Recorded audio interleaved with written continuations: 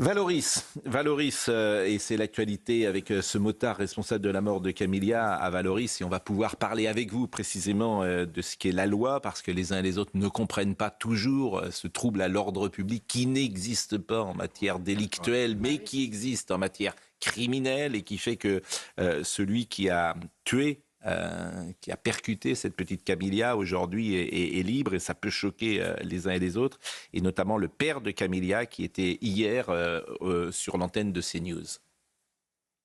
Aujourd'hui, on me dit, c'est pas un danger, on le laisse en liberté, d'accord. Ma fille elle est enterrée. Ce que j'ai espéré aujourd'hui de la justice, c'est de limiter déjà ces dégâts en attendant que la loi change, de faire réfléchir ces enfants, ces mineurs ou ces adultes, ces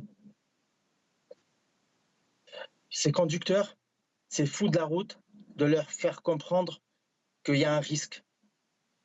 Quand vous ne respectez pas la loi, il y a un risque. Là, ce qu'on leur dit aujourd'hui, faites ce que vous voulez. Voilà. Faites ce que vous voulez, de toute façon, vous allez garder votre liberté. Et vous serez peut-être jugé dans 1 an ou 2, et entre-temps, voilà. Ma fille, elle avait un trajet de 300 mètres à faire aller-retour, avec un seul passage piéton à traverser. Vous allez me dire, dans la France, avec tout ce qu'on a comme moyen, on n'est même pas capable d'être en sécurité sur un trajet de 300 mètres. Je rappelle les propos de Matteo, ce jeune homme qui a percuté la petite Camilla au moment de passer la seconde. La moto est montée toute seule. J'ai déboîté pour éviter les voitures qui parfois ouvrent leurs portières. J'étais un peu penché, j'ai perdu l'équilibre, j'ai coupé les gaz. La roue arrière était involontaire. J'ai vu la petite fille traverser et je n'ai rien pu faire. C'est traumatisant. Depuis ce jour-là, je ne mange pas, je dors très peu, etc. Alors, c'est vrai, Philippe Bilger, que jadis, le trouble à l'ordre public était reconnu en matière délictuelle et il permettait d'incarcérer en détention provisoire. Aujourd'hui, ce n'est plus le cas. Et effectivement, j'y vois un signe d'une justice qui, sans employer le mot laxiste, en tout cas, est moins sévère qu'elle ne l'était jadis. C'est un esprit général. Qu'en pensez-vous ? D'abord, ça a été une erreur d'enlever le trouble à l'ordre public en matière délictuelle, probablement parce que certains magistrats en abusaient. Évidemment, on pouvait considérer que n'importe quel délit portait atteinte à l'ordre public et donc justifiait une détention, alors que ça ne devrait pas être le cas. Mais il aurait fallu conserver l'ordre public en matière délictuelle. Et pour revenir à cette affaire, autant je comprends la colère et le ressentiment du père, j'aurais probablement les mêmes si j'avais ces liens.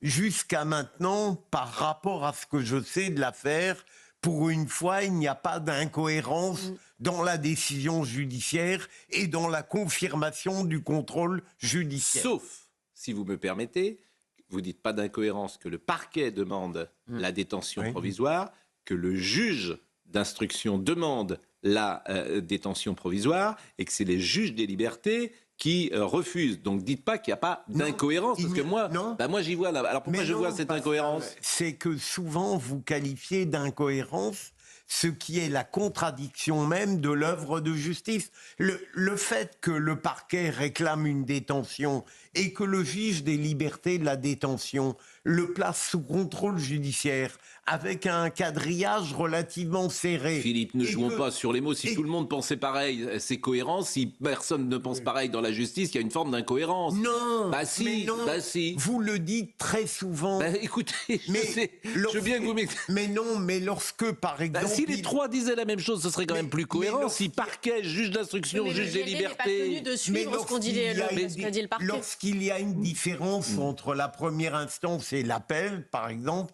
vous pourriez tenter qualifier ça d'incohérence. Là aussi. Je vous ai entendu le dire. Là aussi. Eh bien, c'est le contraire. Bon, vous trouvez que c'est cohérent, donc que la justice là, a été cohérente dans tous les maillons. Jusqu'à maintenant, elle l'est, puisque la Chambre de l'instruction a validé le contrôle judiciaire, et jusqu'à maintenant, elle a répondu à toute l'argumentation de l'avocat du jeune homme. Et pour l'instant... Et le message qui est envoyé, tout ça n'a... Mais le message, c'est pas le souci. Le message, c'est un contrôle judiciaire strict qui, j'espère, sera respecté. Il va de soi que s'il le violait, il serait incarcéré. Et bien sûr, lorsqu'il sera jugé sur le fond, rien n'interdit de le condamner à de l'emprisonnement ferme. Sur le plan juridique, vous avez entièrement raison. Sur le message envoyé, c'est catastrophique. Ça veut dire que si vous faites une telle infraction, vous êtes dehors. Voilà ce qu'il en résulte pour la famille. Sur le plan stricto sensu juridique, à partir du moment où on a choisi d'enlever le critère de l'ordre public en matière délictuelle, eh bien dans ce cas-là, changeons la loi et nous aurions moins de difficultés. Mais le message envoyé, effectivement, c'est... Oui, mais il y a quand même un maître, si vous me permettez, je ne suis pas juriste, moi, mais il y a un élément que j'ai appris ce matin qui est grave. Je l'ai appris dans une interview de la juge Bruguière, qui vient d'écrire un livre très intéressant sur la justice. Brugère. Béatrice Brugère. Béatrice Brugère, oui. Et que dit-elle? L'autre, comme vous dites, n'a pas l'air de vous plaire beaucoup. Non, mais disons, c'est pas le même genre. C'est pas la même. Bon. Mais elle expliquait ce matin, je crois que c'était à la radio, elle expliquait ce matin, il y a quand même une grande différence. C'est que si on est condamné, effectivement, à de la prison, si on est astreint à de la prison, ce qui n'est pas le cas dans cette affaire, on a effectivement de grandes chances d'être jugé plus rapidement. Parce que oui, mais c'est très important. Et à la question, sera-t-il jugé, le jeune homme, très rapidement, elle répondait non, bien sûr que non. Ça veut dire qu'en ne le mettant pas en détention provisoire, le juge des libertés a pris la responsabilité que ce garçon ne soit pas jugé avant plusieurs années. Et il va comparaître libre. Non, n'exagérons rien. C'est ce qu'elle a... il a raison, regardez les délais d'audiencement. C'est ce qu'elle a dit, c'est ce qu'elle a dit, elle est quand même syndicaliste. Donc c'est très grave, ça veut dire que ce garçon n'ira peut-être pas jamais. Il peut avoir un sursis. Dans 5 ans. Et il sera peut-être jugé dans 5 ans. Avant 5 ans, je vous l'assure. Dans 3 ans et demi. Allez. En tout cas, chacun a un peu à émettre son opinion, son avis. Comprenez quand même qu'un enfant qui est tué par une moto qui roule sur une roue arrière, la personne est libre. Voilà. Après, vous pouvez en parler pendant des heures, mais ça revient à ça. Et on ne connaît pas de roue arrière involontaire. Oui, voilà. Et ça revient... La défense, c'est pas de ma faute. Ça revient à ça. Donc ça revient à ça. Mais bon... Il faudrait voir les obligations, interdictions du contrôle judiciaire également. Elles sont très strictes. Encore faut-il qu'elles soient respectées. La sécurité. Ça fait 2 jours, forcément. La sécurité. Oui, d'accord. Non, mais mais vous êtes non pas un procureur, mais le meilleur avocat de la justice française, et c'est pour ça que vous êtes. Pas du tout. Je trouve qu'elle commet parfois de graves erreurs, mais là, en l'occurrence, jusqu'à aujourd'hui, ça n'est pas aberrant. Le sondage sur la sécurité, 84% des Français pensent que la sécurité doit être une priorité pour le prochain gouvernement. Bon, on n'est pas forcément étonné de ces chiffres-là. Ce sont les résultats d'un sondage CSA pour CNews, Europe 1 et le JDD. À gauche, 59% considèrent ce thème comme prioritaire, 86% pour la majorité présidentielle et jusqu'à 98% pour les personnes les plus à droite de l'échiquier politique. C'est vrai qu'on a vécu... ce qui est intéressant dans la séquence Jeux Olympiques, c'est que quand on veut, on peut. Voilà. Oui. Quand on mobilise les moyens. Et quand on n'a pas de ministre d'une certaine manière trop actif, ça marche. Monsieur Darmanin a très bien géré les Jeux Olympiques. Au contraire, c'est grâce à lui que ça a été bien géré. Comment pouvez-vous dire ça? C'est de la mauvaise foi. Regardez, lors des Jeux Olympiques, la justice a parfaitement fonctionné et le garde des Sceaux n'a rien fait. Ah oui, vous parlez mais je ne vous parle pas de la justice, on parle du ministère de l'Intérieur. Il a été matin, midi et soir sur le terrain. Mais Gérald Darmanin a été un remarquable ministre de l'Intérieur.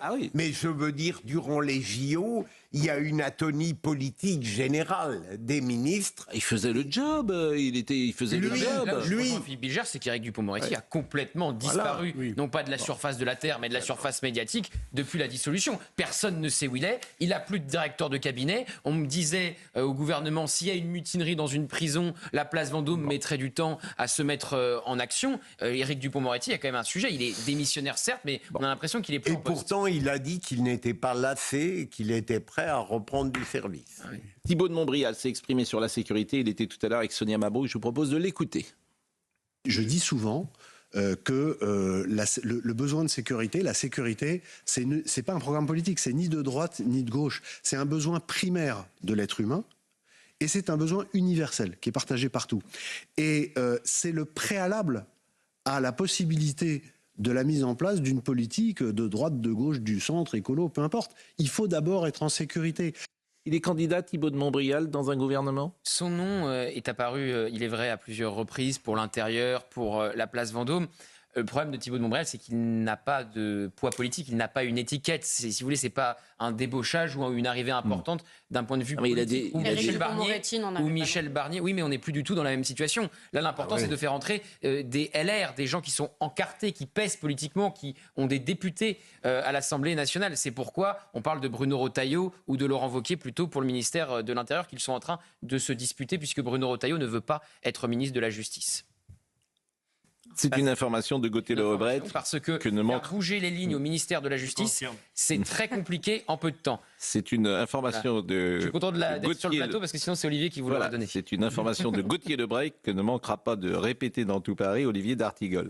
En revanche, je vous propose d'écouter. Je dis ça pour ceux qui n'étaient pas là, évidemment. Avant-hier soir, où M. D'Artigol est venu sur le plateau en nous donnant plein d'informations, parce qu'il n'avait pas. Franchement. J'étais en train de dîner. Voilà, j'ai remis l'église au milieu du village. J'ai vu, quand même, parce que c'est pas bien de prendre les informations des autres. À l'école, comme ça, vous copiez sur le voisin. Je suis récidiviste. Est-ce que vous copiez sur le voisin à l'école comme ça? Oui, mais c'est le côté communiste, ce qui est à vous et à moi. Ah oui, c'est vrai. C'est le côté communiste. Ce qui est à vous et à moi, il n'y a plus de propriété privée, y compris pour les informations. C'est vrai. Ça vous nationalise tout, les communistes. Le partage, évidemment. Bien sûr. Thibault de Montbrial, le deuxième passage sur quelque chose qui va vous intéresser, ce qui paraît quand même une évidence, c'est que le ministre de l'Intérieur marche main dans la main avec le ministre de la Justice. Or, et c'est ça qui est fou, pardonnez-moi de le dire comme ça avec Emmanuel Macron, c'est que ce n'était pas le cas. C'est-à-dire qu'il avait choisi deux personnes qui ne pensent pas pareil. Donc comment voulez-vous que ça marche? Mais parce que j'allais dans le sens de Gauthier tout à l'heure. Aucun rapport entre le choix d'Éric Dupond-Moretti et celui de Thibault de Montbrial aujourd'hui. C'est que c'était un coup du président avec Éric Dupond-Moretti qui n'avait aucune cohérence politique, alors que s'il venait au gouvernement, il le souhaite, j'ai cru le comprendre, ce serait cohérent. Écoutons Thibault de Montbrial. La chose indispensable, c'est d'avoir un binôme intérieur-justice qui marchent ensemble, qui marchent d'un même pas. C'est comme les deux jambes d'un même corps. Quand vous avez une qui part à une et l'autre à C'est pas un secret polichinelle que de dire que pour vous, il ne marchait pas du tout ni du même rythme, ni du même pas entre Éric Dupond-Moretti et Gérald Darmanin. Alors, pas du tout, c'est peut-être excessif, mais au début, j'ai cru comprendre que ça avait été compliqué. Ça s'est arrangé à la fin. On peut savoir gré à Éric Dupond-Moretti d'avoir obtenu des arbitrages financiers importants pour le ministère de la Justice, il faut le dire aussi. Il faut le rappeler, bien sûr. Au début, c'est parti de rien. C'est parti du mot ensauvagement utilisé par Gérald Darmanin et retoqué par Éric Dupond-Moretti. C'est comme ça que... Parce qu'ils ont la même longévité. L'un à l'intérieur et l'autre à la chancellerie. Ils sont arrivés le même jour, tous les deux. Ça fait plus de 4 ans qu'ils sont en fonction. C'est vrai que ça s'est un peu après détendu entre les deux administrations, mais politiquement, ils n'exprimaient pas la même chose. L'un disait qu'il y a de l'insécurité, l'autre disait il y a un sentiment d'insécurité. L'un disait il y a de l'ensauvagement, l'autre disait c'est faire le jeu de l'extrême droite que de dire cela. Donc, voilà. Il est intéressant de voir l'évolution d'un Dupond-Moretti. Avocat, grand avocat que j'ai bien connu, il proposait le contraire de tout ce qu'il met en œuvre aujourd'hui. Ensuite, vous avez raison, Gauthier, ministre, il commence par dire sentiment d'insécurité, et puis ensuite, il devient une parfaite incarnation de la répression qui est nécessaire. Au moment des